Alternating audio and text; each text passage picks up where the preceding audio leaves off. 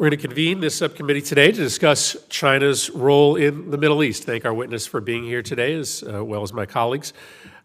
As much as it's possible in an open setting, my goal in this hearing is to have a frank conversation so that we can appropriately factor China's Middle East goals as we right-size American goals. The United States has been the dominant power in the Middle East for decades. America's deal with regional despots, particularly in the Gulf, has long been a pretty straightforward one, providing security in exchange for the steady provision of oil to the global economy. But for the past 20 years, several of the dynamics that underpin this arrangement have changed. First, back in 1980, the United States relied heavily on energy imports to power our economy. At that time, 1/3 of all oil that we use in the United States came from the Gulf. Today, the United States produces as much oil as it gets from abroad, and only 9% of these imports come from Gulf countries. Today, the U.S. is not totally dependent on Gulf fossil fuels, but China is. Today, more than 50% of China's oil comes from the Gulf states. Second, our allies in the Gulf no longer honor the deal that was made decades ago, even though we still have a big physical military presence in the Gulf, bigger than ever before, and we keep giving Gulf nations a pass on human rights violations. Too often, our Middle East allies act in conflict with our security interests. Recently, for instance, it took a high-profile trip from the American president to Riyadh in order to simply convince our supposed allies in the region to produce more oil to address spiraling global prices. And third, today, China now needs the Middle East more than we do. Consider this stunning fact. The value of Saudi fossil fuel exports to China has grown from $1.5 billion in 2000, just about 20 years ago, to $43 billion today. It's no secret why China is deepening its ties to the region. It's the Chinese economy, not the U.S. economy, that has become completely dependent on Middle East oil. But this hearing gives us an opportunity to explore China's role in the Middle East and help us craft a policy that enables us to counter China's influence in the areas that threaten U.S. interests, while finding ways to cooperate in the limited areas where our interests align. There's no question that China's growing presence in the Middle East presents a challenge to the United States that we have to confront. With such a large U.S. military footprint in the region, we must assure that China does not get its hands on our most sensitive technology. Frankly, that's why I've opposed selling F-35s and Reaper drones to the UAE. And while Middle East oil doesn't matter to us as much as it used to, it still matters. And so we don't want China to get a monopoly on the Middle East energy trade.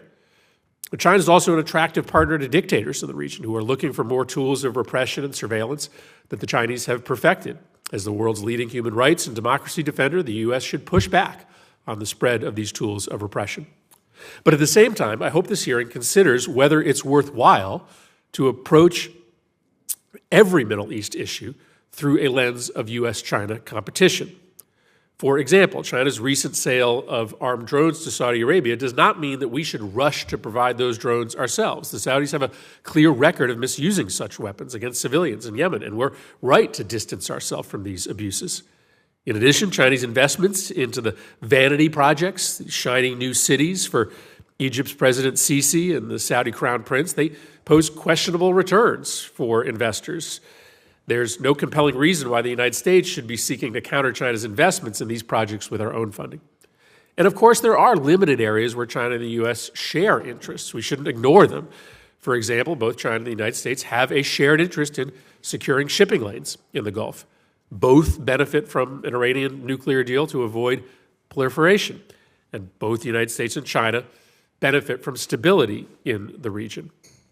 Finally, we should recognize that while China's influence in the region is increasing, it has limits, and that the United States' commitment to the region, despite much hyped fears of abandonment, continues as we remain the leading security partner for every country in the region, except, of course, for Iran. We shouldn't be so insecure as to believe that our partners in the Middle East think China can be taken seriously as an alternative to the United States. For example, while the United States preserves the security of the shipping lanes in the Gulf as a global public good, it's hard to imagine China acting to preserve anything but its own shipments. And let's face it, if a war erupted between the Arab Gulf countries and Iran, the Chinese Navy is not sailing to anyone's defense. Recognizing these limitations to China's influence gives us real leverage in the region, and we need to use it to reset our relationship. For decades, our approach to the Middle East has been overly militarized at the expense of economic diversification and inclusive political reform, which leads me to my last and most important point. We should not deprioritize political and economic reform priorities in the Middle East for the sake of competing with China. Poor, corrupt, and unequal societies make for a combustible mix that can quickly cause superficially stable regimes to collapse quickly. In the long run, the most stable countries are democracies, and we shouldn't lose sight of that goal. I look forward to the witnesses' testimony today to learn more about how the State Department is diagnosing and taking on this important issue. And with that, I'll turn to the ranking member for opening remarks. Thank you, Mr. Chairman, for holding this hearing, and thank you, Assistant Secretary Lee, for being here today. I believe this topic's critical for us to examine, as great power competition is not confined to one geographic region. While we rightly seek to prioritize countering the Chinese Communist Party, we must acknowledge that Beijing is not just a challenge in the Indo-Pacific, but also a challenge to our interests across the Middle East, in Africa, and beyond. America's role in the Middle East is at a critical moment, and our approach to our relationships with our partners will speak volumes to our allies and our adversaries alike. Perception is vital, and given some of the administration's policy missteps, one could come to an erroneous conclusion about America's role, intent, and influence in a region where we have traditionally been the partner of choice. The withdrawal from Afghanistan, a somewhat nebulous Indo-Pacific strategy, an Iran policy that could disrupt the delicate balance of power, restrictive arms sales policies, the Biden administration's belated embrace of the Abraham Accords. It's not hard to see how our adversaries are weaving these threads into a broader narrative of U.S. disengagement. As our perceived light wavers, China is seeking to fan theirs into a flame. We already know the region is key to Beijing's economic ambitions. A substantial portion of its overland and maritime trade routes rely on regional access, requiring not just stability, but influence, no matter the cost. A GCC ministerial visit to China in January showed that the desire to deepen economic cooperation is mutual. Regional governments want to diversify their economies, and Foreign Minister Wang's efforts to continue talks of a free trade agreement represent an opportunity that's too good for our Gulf partners to pass up. Militarily, we only need to look at the overtures Beijing has made to anyone willing to listen, including both partners and adversaries of the United States. Since the end of the UN conventional arms embargo on Iran, China has a new and willing partner who will flood the region with Chinese arms, including to proxies intent on the destruction of Israel. These examples show how Beijing has studied our example and is playing to what it perceives as our vulnerabilities. Where America must hold herself and her partners to a higher moral standard, Beijing instead distances itself with talks of mutual benefits and neutral engagement. This is the CCP party line when partnering with countries at ideological odds with each other. Where we must tie U.S. foreign assistance to positive steps in health, human rights, food security, and any other number of themes, Beijing only opens its checkbook. So while the CCP might claim that the countries of the Middle East should be free from U.S. influence, they're taking every possible means to exert their own influence and control. Perhaps this may offer an opportunity. As its interests in the region grow, China will not be able to maintain an image of distant objectivity. Deepening engagement with ideologically opposed regional players will eventually drag China into a geopolitical quagmire. Secretary Leaf, I hope you can address these concerns today and answer some key questions today, such as what will it take to win that competition? And what can Congress do to support that goal? We want to help, all of us. When it comes to national security, we can't afford to spend time playing politics. I believe we're at a crossroads in our relationship with the region.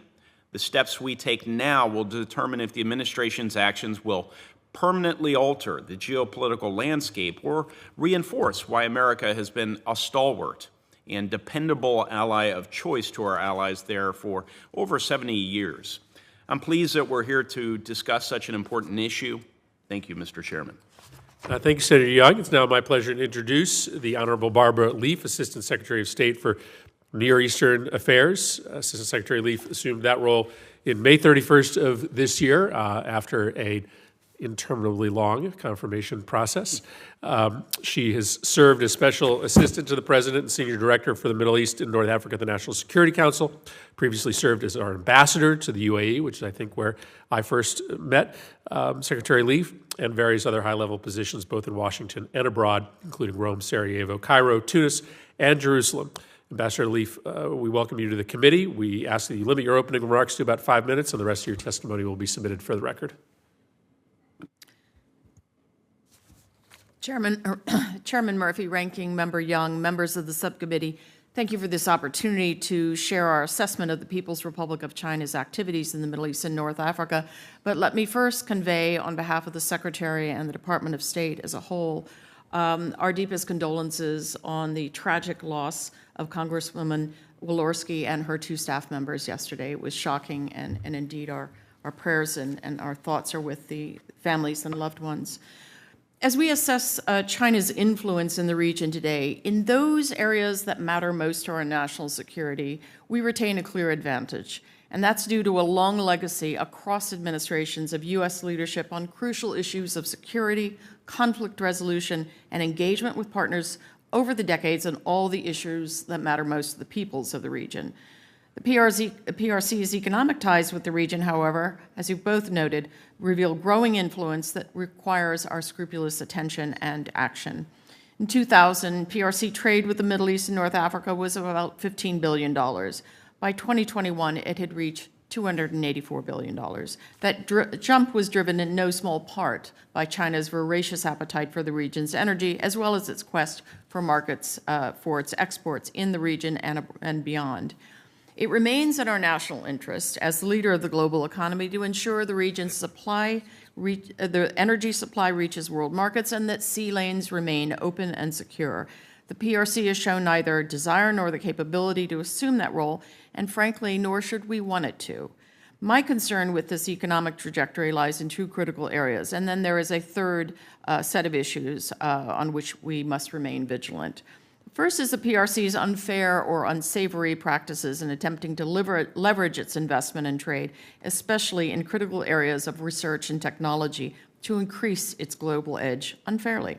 That can mean theft of IPR or misuse of access to national telecoms networks, and PRC acquisition of strategic infrastructure, ports for example, may open new vulnerabilities for some states in the region. My second concern is the longer-term impact of the PRC's steady accretion of economic ties and how Beijing might use those relationships for political and even coercive advantage. There's no question we are already seeing a more competitive environment in the region for the U.S. And this creates conditions where the PRC can coerce countries on UN votes and support for its positions on issues like Taiwan, the Uyghurs, and Russia's brutal war in Ukraine.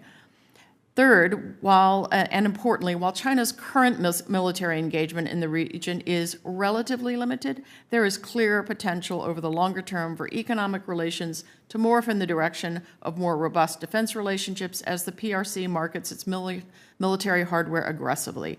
And where PRC acquisition of strategic infrastructure goes, there is a potential, almost a certainty, for dual use or outright military presence.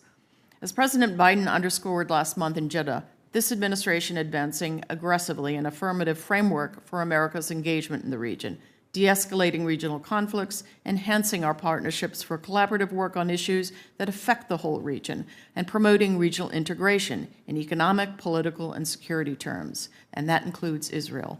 President Biden made clear in engaging with regional leaders in July that we are here to stay. We're not going anywhere.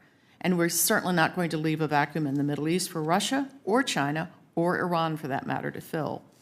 Secretary Blinken has underlined that our approach to the challenges offered by the PRC globally is to invest, align, and compete invest in the foundations of our strength at home, align with partners and allies, and harness those assets to compete with the PRC. And that means in the Middle East as much as around the world. So we're aligned with partners concerning the critical threat posed by Iran, on the need to work in common on challenges ranging from climate change, food and water insecurity, contesting the forces of extremism, dealing with fragile states, supporting refugees, and resolving the still unresolved issue of a two-state solution for Israelis and Palestinians. We're engaging both bilaterally as well as through regional organizations and through new structures that we have helped create, the Nego Forum as one of them, that will build on the new relationship, expanding relationships between Israel and Arab states. The PRC hasn't just been absent from this space that I have just described. In some significant instances, Beijing has actively acted against the region's security, whether in its relations with Iran or Syria or its sales of advanced weaponry, UAVs as an example, that are used by non-state actors against our Gulf partners and others. So for all the region's challenges, the U.S. deep and decades-long strategic cooperation with regional partners remains an asset that no country, certainly not the PRC, can hope to match. But we must remain engaged and continue to demonstrate the collaborative leadership the region requires and desires. Thank you very much, and I'd be happy to take your questions. Thank you very much, Ambassador. Thank you for that candid testimony. I'll start with a round of questions and then open it up to the committee. I want to talk a little bit more about China's relationship with Iran and China's relationship with the Gulf. There's this collective freakout that happens in the Gulf when the United States enters into a diplomatic conversation with Iran. Our Gulf allies sort of posit to us that it's all or nothing. You're either with us or you're against us. And yet, China seems to be able to have it both ways. China is deepening its ties with Iran and deepening its ties with the Gulf. Iran doesn't shut its doors as China gets more militarily involved in the Gulf. Is there a risk at some point that China is going to be asked by the Gulf countries to fish or cut bait, to choose sides? Or alternatively, why does China get to sort of play both sides while the United States is told that we have to choose? So, Senator, I think I would differ with you on a couple of key tenets. Now, it is true that if you go back 8-10 years at the dawn of the efforts to negotiate the JCPOA, there was a collective freakout, no question. And notwithstanding regular efforts by the Obama administration to read Gulf partners into where we hope to go on the eventual JCPOA, there was great anxiety.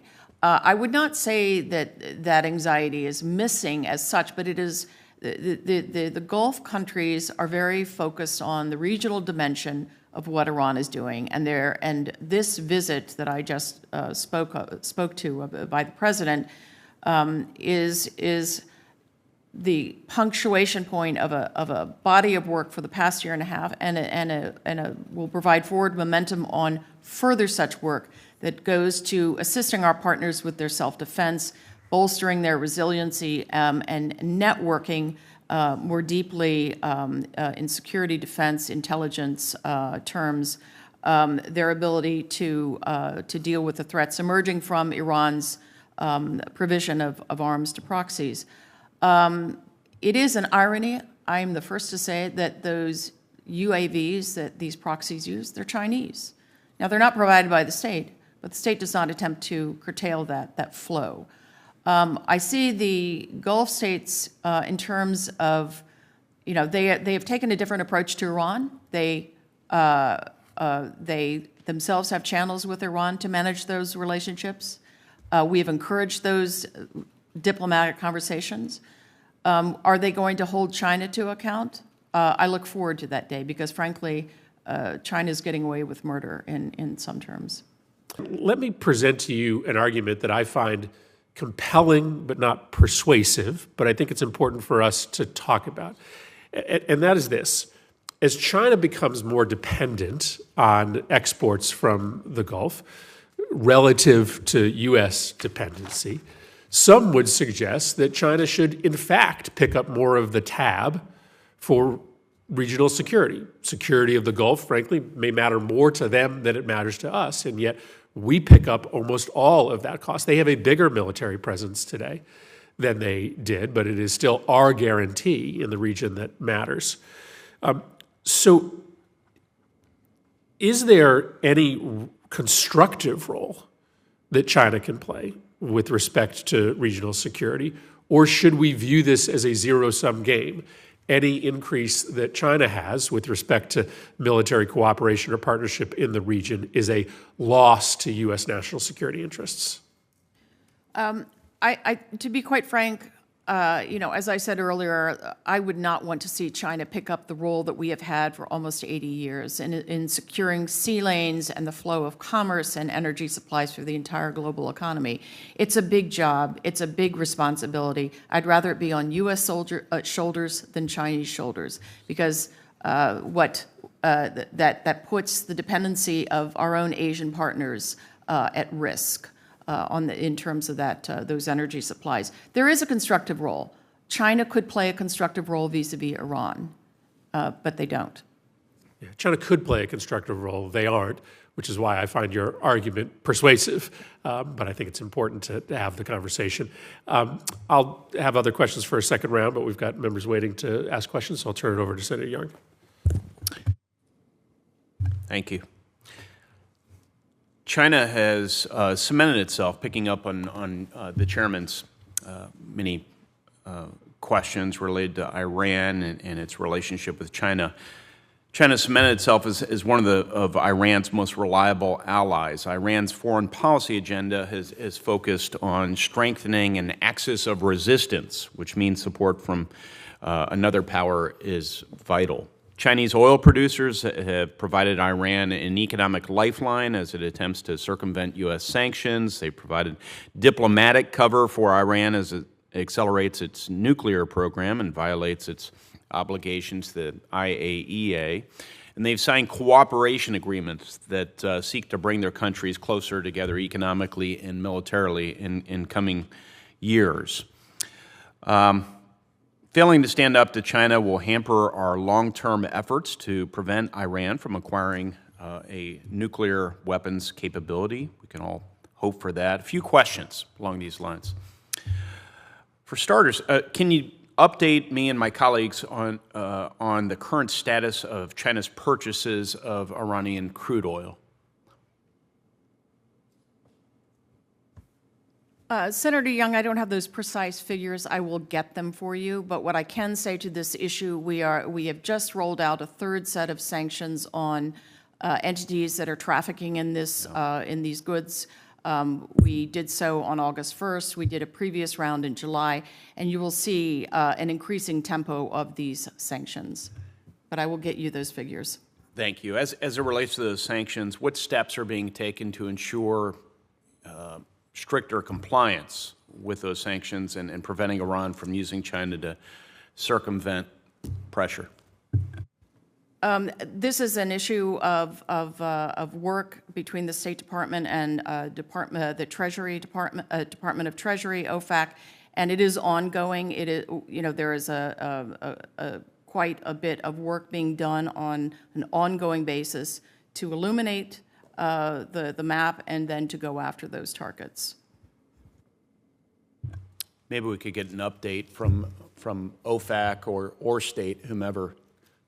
Could that be something you could help with, or would? Absolutely. Okay. Absolutely. All right. Thank you. What has the Chinese role been in negotiations toward a return to the JCPOA? Does the China-Iran relationship represent an obstacle towards the Biden administration's stated objective of a longer and stronger deal?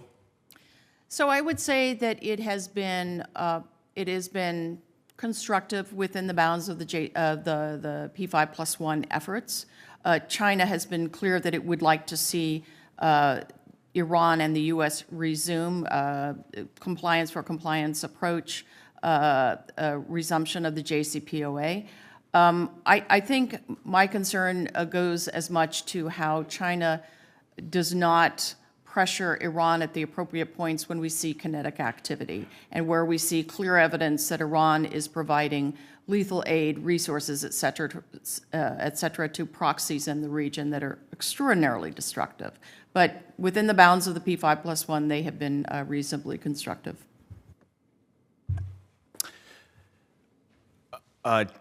China and Iran, they recently announced a 25-year deal designed to deepen their strategic relationship. What's the status of this deal? Do we believe that increased cooperation between the countries poses an increased threat to American troops or American allies in the Middle East? So the deal was the partnership, the strategic partnership arrangement was inked last year. I think many of the elements of it would necessarily not be they would not be implementable given the strictures of sanctions, but it certainly gives a direction to China's prioritization of Iran as one of 5 countries that it sees as key to its own influence in the region. There's no direct threat as such at this moment to U.S. forces, but it is definitely not good for the region. So are they contemplating weapons co-development, intelligence sharing? If you could just give me I don't think I have that information for this setting, but I would be happy to come back to you in a classified setting to give you more of a read into that. Okay. We'll likely take you up on that. Thank you so much, Chairman. Senator Sheen. Thank you. Thank you for being here, Ambassador. I want to, today is the 2nd anniversary of the explosion at the port of Beirut. And Lebanon has had many challenges over the last couple of years. And it certainly provides fertile ground for China as they're looking at the Middle East. They have been looking at helping with the port of Beirut. 40% of Lebanon's ports are owned by China. And the head of Hezbollah, Hassan Nasrallah, has said that Lebanon should be looking toward more friendly nations, such as China, for support. So what are we doing to try and counter that fertile ground for China to make mischief in Lebanon? You know, Senator, we are really actively engaged on the ground and from Washington with the government of Lebanon and working to shore up what is a real prospect of state collapse and societal collapse. You know, and China is not, I would say, in the mix at all, either in terms of significant humanitarian assistance or economic assistance. And I'd be happy to share with the committee some of the differences in the way the U.S. and China approach the Middle East, because it's quite striking. We look at the trade volume and port acquisition, and it is it's striking, but it's pretty extractive. It's pretty one-way benefit, and I would say the same thing is true in Lebanon. Lebanon is not much of a business environment, frankly. The pickings are pretty slim, and really, I'm not so concerned about the China threat there as I am about the threats to the fabric of society itself. So our efforts are in terms of getting the government to agree to an IMF program, which will release funds and sustainable funds to meet their budget and their services. Of course, we are working on what we hope will be an energy bailout arrangement. And what I would just say is, the ports notwithstanding, I really don't see the threat to our interests in Lebanon coming from China so much as from the parlous state of the state itself. Well, obviously I mentioned the port because so much of what we see China doing is trying to control the ports as part of the significant infrastructure in the Middle East. And how are we working with the Development Finance Corporation, with the IMF, with other agencies to give countries an alternative for those infrastructure investments? Right. Well, we're doing a number of things. One, as you say, with those elements, we are doing matchmaking with DFC and partner governments. We're also finding other prospective investors for countries who are being approached by China on ports. And we have a number of partners who are very engaged. I don't really want to go into it in this setting, but I can tell you that this is not a sort of a wide open field, and China is the only country with these ports in play. They have acquired stakes in about a dozen ports across the region.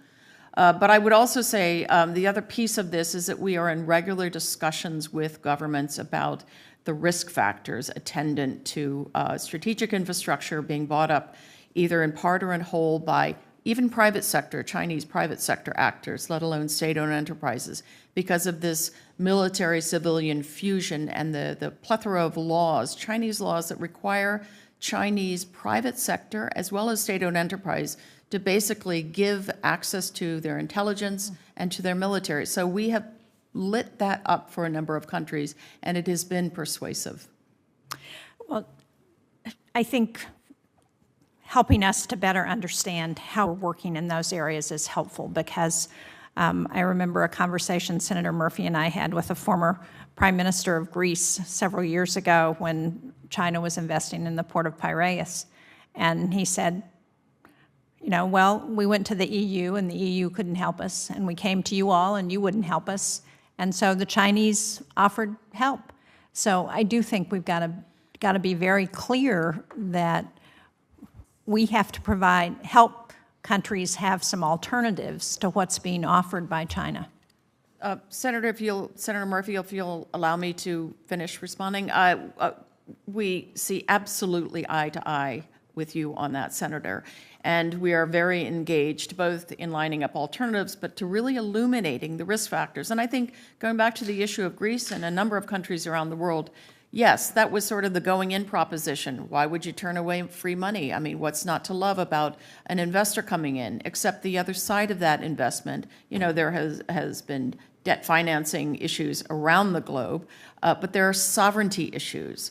Nobody's signing up when they offer a commercial port in part or in whole for sale. Nobody's signing up for the PLA to use that facility, and yet this is what is becoming clearer as a risk for countries. And fortunately, the other thing that we have going for us in the Middle East is sort of a sovereignty neuralgia about things like this. And this is something that we really play to, frankly. Can you explain what you mean more by well, that? I would say an acute sense of sovereignty and especially when it comes, you know, for instance, in Iraq, strong sense that national assets are national assets, and they shall not be even sold off to foreign private sector, let alone foreign governments. And so it's a residue, it's a legacy of colonial history, but it's quite a strong thing, and it's something that we can work with. Thank you, Mr. Chairman. Senator Van Hollen. Thank you, Mr. Chairman, and Madam Assistant Secretary, it's good to see you. This is an important topic, and I've tried to dig into it, and I'm going to submit some questions for the record.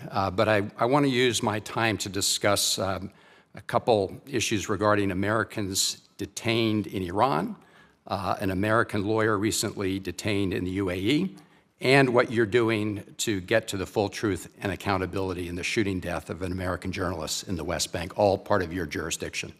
I am satisfied that the administration is doing everything it can to gain the release of the Americans that are detained in Iran. I have less confidence, at least at this moment, that the administration is doing everything it can to ensure due process in the case of Asim Ghafoor. As you know, he was tried and convicted in absentia with no notice of the charges, alleging money laundering. He was then arrested in Dubai en route to a family wedding in Istanbul. He's been sentenced to 3 years and then more. He has been denied bail and denied access to American lawyers. So in the interest of time, I just ask you for a couple of commitments. Will you meet with his American lawyers before the Tuesday hearing? And they're willing to make themselves available at your convenience. Yes, I think I just had, we just got that request yesterday, and yes, I can do so. Thank you. And can you keep myself and members of the committee posted on the progress with respect to due process? Absolutely. As you're probably aware, Deputy Assistant Secretary Daniel Benaim is following this minute by minute, and he is keeping me briefed on this, but absolutely. I appreciate it. I had a conversation some time ago with Brett McGurk over the National Security Council. I just, you're a former ambassador to the UAE, you know a lot of the players. I just think it's outrageous that he's been denied due process. He was arrested pretty much around the time the president was in the region, a slap in the face. Let me go on to the killing of American journalist Shireen Abu Akleh in the West Bank on May 11th. Secretary Blinken has repeatedly called for a, quote, an independent, credible investigation and for accountability. President Biden has said the same. Just a simple yes or no question. Is that still the position of the Biden administration? The need for an independent, credible investigation. We have asked that there be a credible investigations. The Secretary's on record a couple of times calling for an independent investigation. That's a quote. I will have to come back to you on that, Senator, because that has not been my understanding of where our position was, but okay. Let me clarify. Well, I think you're going to find a number of members very disappointed if that's the case. On June 23rd, 24 senators, including yes. Senators Murphy and Shaheen and others, wrote to the president asking for not only an independent investigation, but making it clear that that would require U.S. involvement. And just last week, the SFOP's appropriations bill that was released contains similar language, calling upon the administration to have U.S. involvement. On July 12th, a group of SFOP subcommittee members, including Senators Leahy, Murphy, Durbin, and myself, sent a follow-up letter to Secretary Blinken. Have you seen that one? I have not. I urge you to look at that. I mean, this is why a lot of us are concerned that, well, a lot of us are concerned that this is not getting the attention it deserves. If you're, as Assistant Secretary, haven't seen it, we asked for information regarding the report by the U.S. Security Coordinator. Mm-hmm. Have you seen that report? Not in full. I've been briefed on it. I was out there. I've been out to speak with our folks several times, and I've been briefed in detail on it. And I followed the course of the U.S. Security Coordinator's work over the course of some weeks. Yeah. So I'm intimately involved. I have not seen the actual report by letter. And if I can just explain, I haven't seen that second letter principally because I just came back into town on the weekend, and I've been really focused on this testimony. But I appreciate that. Well, yeah. If you could take a look at it, because we asked for a response by last week. Okay. So if you could get back to us maybe yes. later today to tell us sure. when we can expect a response on that. And we asked for a significant amount of information regarding that report, which, as you know, just stapled the PA report and the IDF report together and then reached some conclusions. So that was not an independent report. I don't think anybody has said it is. If I could just also bring to your attention the fact that the chairman of the full committee here, Senator Menendez and Senator Booker, have asked for a senior level classified briefing yes. on the state of the investigation.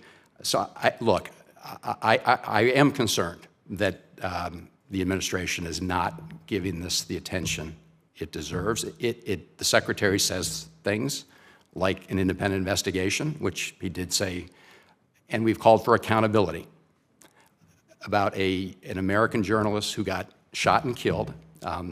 We have expressed our desire and our determination to protect journalists around the world, especially in conflict zones.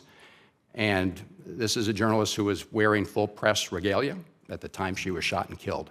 So there are a number of us that are not going to allow this to be swept under the rug, and we're looking for answers.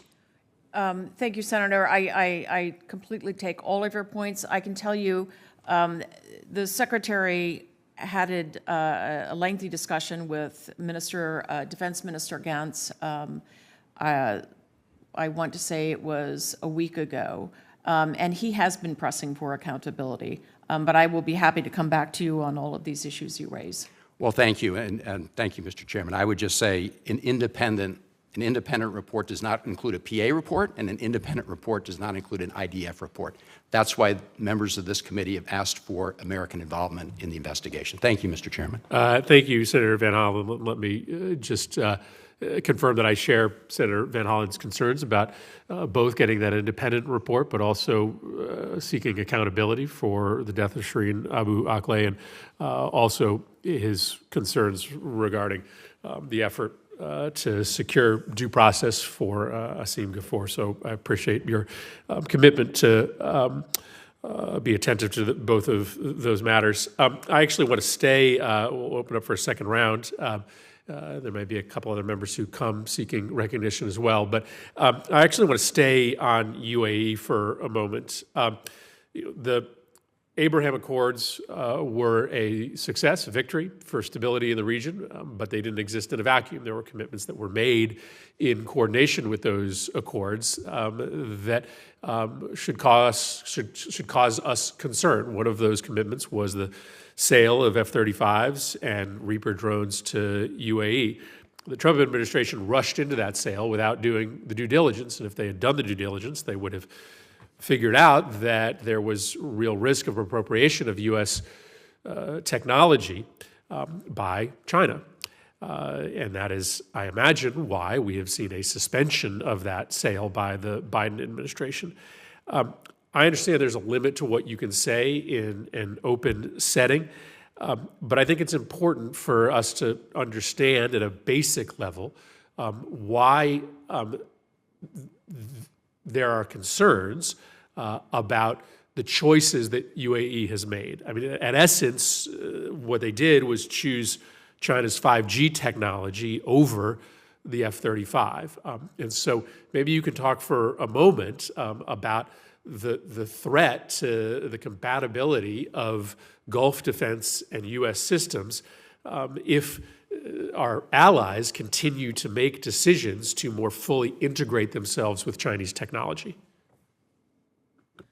So I would say a couple of things, and then I've got to step carefully in this setting.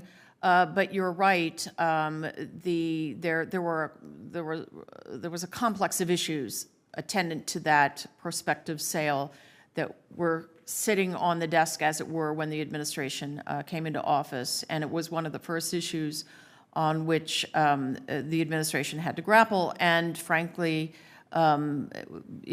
clearly, the 5G issue was just one of several, one of a list of things that needed much greater clarity and much better agreement, clearer agreement, detailed agreement on rules of the road for any prospective sale, given the the cutting edge, state of the art technology that would be at risk by a number of things that were in the mix at that time in terms of the UAE's defense relationship with China.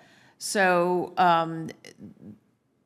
as I recall, 5G pre-existed and was sort of not factored in, we thought, appropriately into the consideration of the deal, and so it was one of the issues. So I would just simply say that in more broadly, we take deadly seriously the issue of protecting our technology, our systems, our personnel. And thus, this issue of Huawei and other untrusted vendors is an issue of discussion with us across the region. And we've been pretty successful in pushing it, basically, people out of the direction of purchasing that technology in a number of cases. We have not had active discussions recently on the F-35, but that will still be in the mix. There are a number of things, and obviously, Senator, to say the least, I'd be happy to come back and do this in a more detailed fashion in a classified setting. And I would just simply encourage my colleagues on the committee and specifically on the subcommittee to get that classified brief regarding some of the very difficult decisions the administration has to make about technology conflicts in the UAE. Let me ask one more question in the second round, then I'll turn it over to Senator Haggerty. And I want to talk about drone technology because part of this sale to UAE is the MQ-9s, but I maybe want to back up and talk more broadly about drone technology. This is a nightmare technology in the wrong hands. And it's a competitive landscape in which the United States has technology, but the Chinese have technology. Often the argument gets made to us, well, we need to sell this technology to countries because if we don't, the Chinese will, and there's no strings that come attached with a transfer of Chinese drone technology. At least if the United States provides the technology, we will have some input into how it's used. That's a pretty unsatisfying and unsavory answer because often this is just about a owner of the technology being not responsible, but less irresponsible if the United States is involved. So I ask this in the frame of the issue of drones, but you can back it up and be even more general in the kind of technologies we're talking about. But the question is this: are there still good reasons, including human rights concerns, that we may not want to sell certain weapons systems into the Middle East, even if the Chinese are an alternative? Well, I mean, obviously QME is a bedrock issue, so it has to be, any system has to be calibrated in that context. This tension that you cite, Senator, you're exactly right, and it can sometimes feel very unsavory. The Chinese have gotten more than their foot in the door precisely because of their virtual monopoly on drone technology, and they have spread it across the region, helter-skelter. And it is condition-free. Should we be selling it to should we be selling drone technology to partners? Yeah, under careful, scripted, clear rules of the road. But it is a huge problem. So yes, there are certain technologies we should not provide, and it's a case-by-case situation. Yeah, and I'll just argue that we should be careful to lower our standards when it comes to the end use of this technology simply because the Chinese have no standards. Senator Haggerty? Thank you, Mr. Chair, and welcome, Ms. Leaf. I just had a good conversation with John Rakolta, who was very complimentary of your capabilities and your service. I know that the conversation was going on as I came in about Huawei. I share concerns with my colleagues about that institution and many like it that are operated by the CCP. In fact, in my previous job as ambassador to Japan, I spent a great deal of time working to get Huawei out of the Japanese telecom carriers and getting the Japanese government to agree to have a clean network. It's not inexpensive, it's a lot of hard work, but it's terribly important. At the same time, in the Middle East, the Chinese Communist Party continues to expand their digital Silk Road with companies like Huawei, expanding systems that connect China with the Middle East, with Africa, and beyond. And I am very concerned about the underseas cables that they are laying, again, with these Chinese systems that make them vulnerable to exploitation. And we have, I think, a very big concern with one of them that I'm sure you're aware of. It's the cable that connects Pakistan and East Africa together with Europe. It's known as the Peace Undersea Cable. The Peace Cable travels overland from China to Pakistan. Then it runs from both Karachi, Pakistan, and the Chinese-built Pakistani port of Gwadar to stretch out undersea to various points in East Asia, Egypt, and Europe before terminating in the south of France. Huawei is all over this so-called Peace Undersea Cable. And I'm very concerned about any ability of the CCP to cut it, to disrupt it, to divert it, to monitor information that our allies might be using. And I wanted to get your thoughts, Secretary Leaf, on what and how you perceive this threat and what you see the administration's options to address it. So I'm not as well versed, frankly, Senator, on this particular technology dilemma or threat for us, and I will get myself schooled on it. But I will say more broadly across the region, we are all over this issue of these untrusted vendors in the information and communications technology sphere. And we have been working across the region to inform, illuminate, educate host governments on the risks, risk to their sovereignty, risk to their security. When they have these untrusted vendors in their national networks, they've basically given a backdoor to the Chinese government, and there's data theft and so forth. And so we have had successes, and yes, there are clearly countries that have already bought into Huawei. And I remember a couple of years ago, this same sort of fight, argumentation with the UK, this belief they had at that time that they could firewall things. And I think people have begun to understand this risk. So it's an ongoing effort for us diplomatically. I will look into this issue of the peace cable and how we are constructing our approach on that. But we've been very focused on it as concerns the national telecoms. One thing I would urge you to take a look into is the previous administration's work on the SMW6 cable, stretching from Singapore to Marseille. There's a tremendous amount of work that went into dealing with this exact concern on that undersea cable. And I would just highlight for my colleagues, too, the CCP has the articulated goal of controlling 60% of the fiber optic cable market by 2025. That's 3 years from now. And they're going to control it with their own technology, with technologies that we know we should be deeply concerned about. So I would very much appreciate your digging into that, Secretary Leaf, and to have a further conversation about that as you learn more. And again, look at the example of SMW6 as perhaps a way that the administration might choose to deal with this. I will do so. Let me turn next to the strategic cooperation agreement between Iran and China that was signed in March of 2021. It's coming to fruition now. Iran has increasingly turned its sights toward China in search of diplomatic, economic, and technological support. And this agreement reportedly includes economic, military, and cybersecurity cooperation. And according to the New York Times, the agreement calls for joint training and exercises, joint research and weapons development, and intelligence sharing. All of this to fight the lopsided battle with terrorism, drug and human trafficking, and cross-border crimes. The deepening cooperation between these two authoritarian regimes potentially gives China a significant foothold in the Middle East.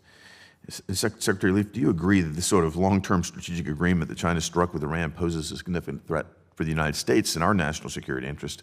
And again, I'd like to get your thoughts on what we might do to counter that threat. Oh, most certainly, this is a very unwelcome turn of events. It's not surprising entirely. The regime in Tehran is itself so supremely isolated, and not just because of our sanctions.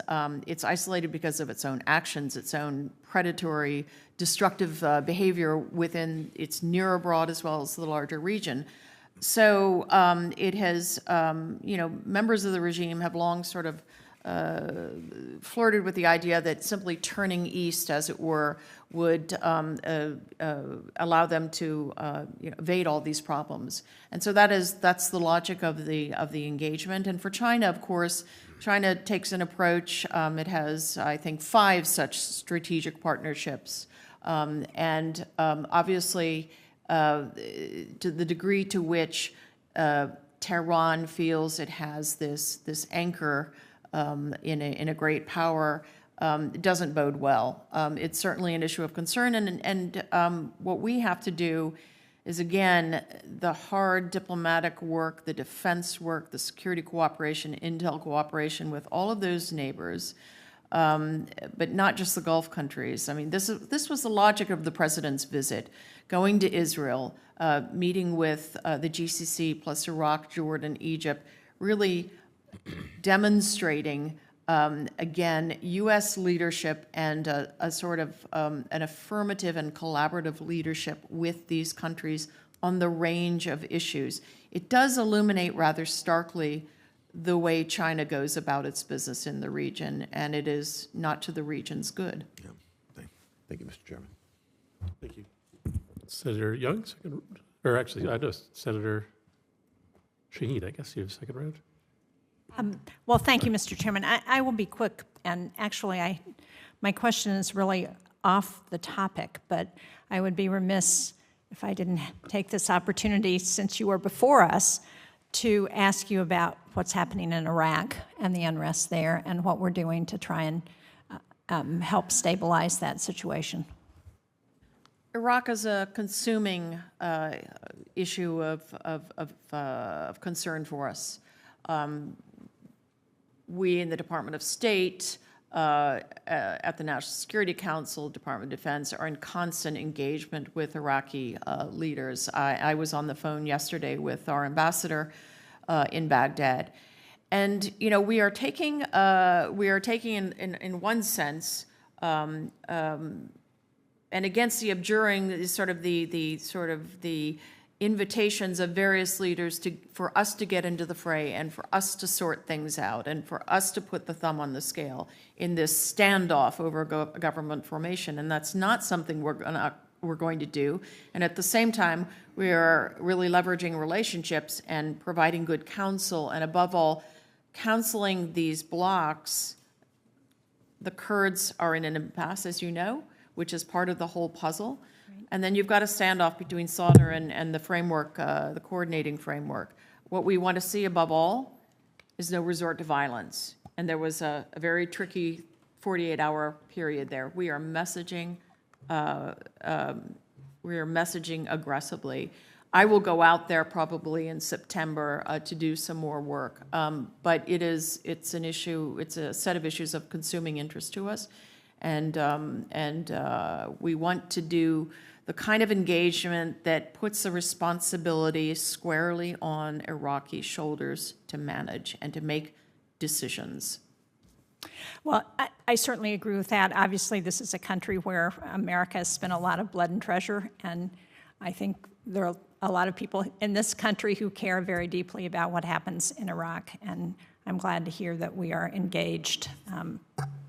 This administration is populated with people who served in Iraq. I certainly did, and who retain a very strong visceral connection to the country. But also, it's a national security must. It's a keystone country for the region. Thank you, Mr. Chairman. Senator Young. Assistant Secretary, I want to ask you a few questions about China basing in the Gulf region. Last year, there were reports, well publicized, that China was constructing military basing infrastructure at a port site in the UAE. What is, for starters, the status of that project, please? So this is an issue that I would love to come back to in a classified setting. What I will say is Beijing has made clear that it has a global plan for a global set of military installations. Obviously, Djibouti was its first such installation. We are keeping a very close eye on this, not only in the UAE, but elsewhere. And this is a kind of issue where we're very clear with our partners that, you know, economic relationships are one thing, buying defense articles is another thing, but they will quickly run up against the bilateral defense relationship itself, right, in a certain direction. Well, good. It seems like a pretty direct message, and I think it's the one that needs to be sent. Has the administration received assurances from the UAE authorities that they've ordered China to permanently halt the port-based construction? So all I can say in this setting is that we're making headway on our discussion. But I will be happy to come back and brief you in detail. Sure. What about civilian Chinese infrastructure projects in the UAE and the broader Gulf region? Do you have concerns that those could be cover for Chinese military and security services presence across the region? Yes. If you could speak to that. Yes, I do.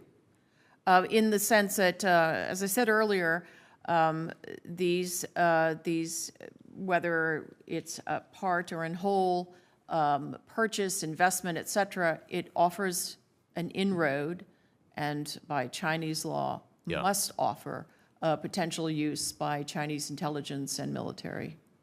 Are there particular projects that you could point to that are especially concerning or that you're eyeballing? Not for the moment. Okay. Not for the moment.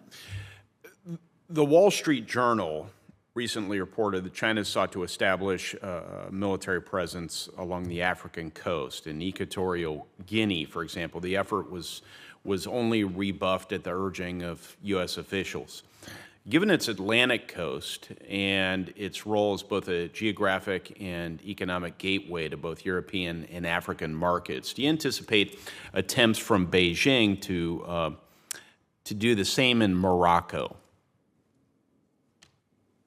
We're watching all of these locations very closely, and we are engaging with governments. As far as Equatorial Guinea, we made very clear to the government that certain potential steps would raise national security concerns, and that's the kind of dialogue we are ready to jump into with any of these countries.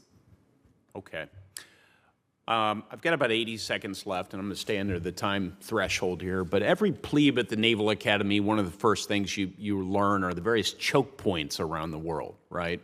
And the Suez Canal for generations has been really vital to our national security and economic security, and that of so many others. Events there in 2021 illustrate that it can also be an Achilles heel, right? In the event of a serious disruption, like we've recently seen to the Suez Canal, what other fail-safes exist to mitigate risk to the global supply chain?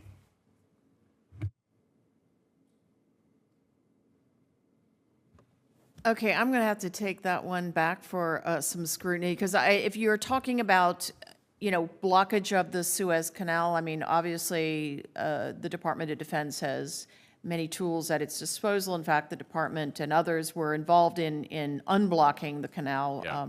But I